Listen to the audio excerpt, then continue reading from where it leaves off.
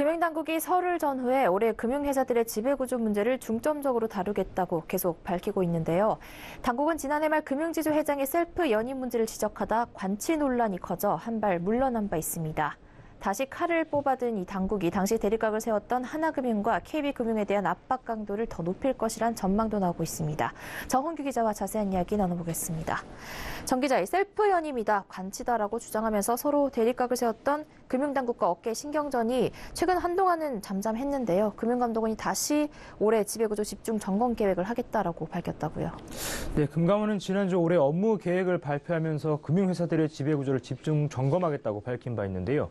오늘 발표한 2018년도 검사 업무 운영 방향과 중점 검사 사항에서는 더 강력한 검사 의지를 보였습니다. 우선 검사 운영 방향과 관련해서 소비자 보호와 금융사고 예방을 위해 지배구조에 대한 점검과 평가를 강화하겠다고 밝혔습니다. 단순한 위규 행위의 적발에 그치지 않고 그 원인이 되는 금융회사 지배구조나 내부 통제 수준을 살펴서 금융소비자 피해를 예방하겠다는 설명인데요. 이를 위해 금감원은 금융회사의 이사회 구성과 운영, CEO 승계 프로그램, 내부 통제 시스템 등이 적절히 이루어지고 있는지에 검사 역량을 집중할 계획입니다.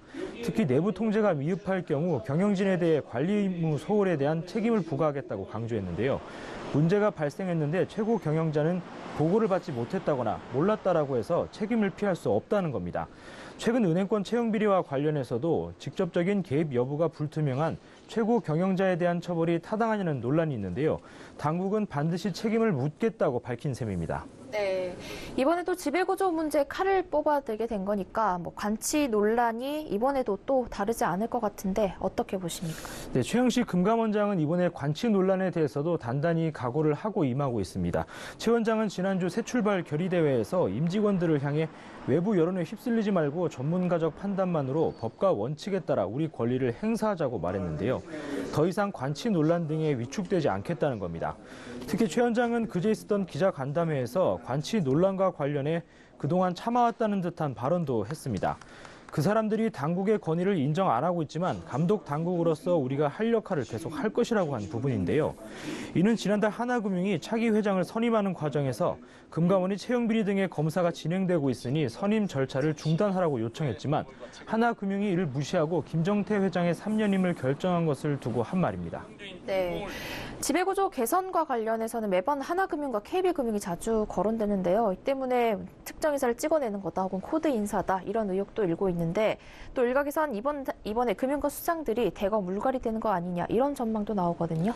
네, 코드 인사나 찍어내기 같은 의혹이 사실인지 여부를 떠나서 많은 CEO들이 앞날을 알 수 없게 된 것만은 분명해 보입니다. 특히 김정태 하나금융 회장은 3년임 과정에서 당국과 대립을 한 터라 상황이 여간 부담스럽지 않습니다. 지배구조나 최고 경영자와 관련된 당국의 지침이 있을 때마다 모든 시선이 하나금융을 향하고 있는 상황인데요.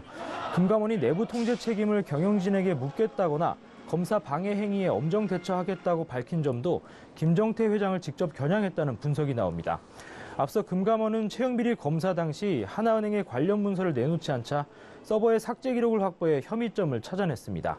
하나은행은 은행권에서 가장 많은 채용비리가 드러나 검찰의 집중 조사를 받고 있는데요. 검찰의 수사 결과에 따라 김 회장의 거취가 결정될 가능성이 큽니다.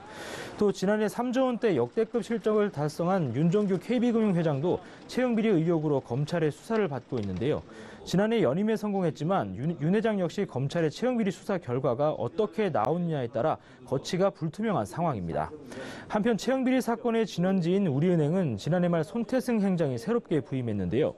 이광구 전 행장이 채용 비리에 대한 도의적 책임을 지고 일찌감치 떠나면서 갈수록 파장이 커지는 다른 은행과 달리 조직이 받는 영향은 줄어드는 모양새입니다.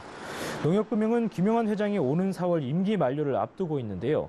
마침 김정태 하나금융 회장처럼 이번에 3년임에 도전합니다. 지난해 지주 출범 이후 최대 실적을 기록하는 등 성과는 좋지만 농협금융은 3년임 전례가 없다는 점과 연임에 대한 당국의 시선이 좋지 않아서 김용환 회장의 앞날도 장담하기는 어렵습니다. 네, 금융당국의 어깨를 향한 지배구조 개선 압박에 대해 정훈규 기자와 이야기 나눠봤습니다. 고맙습니다. 네, 감사합니다.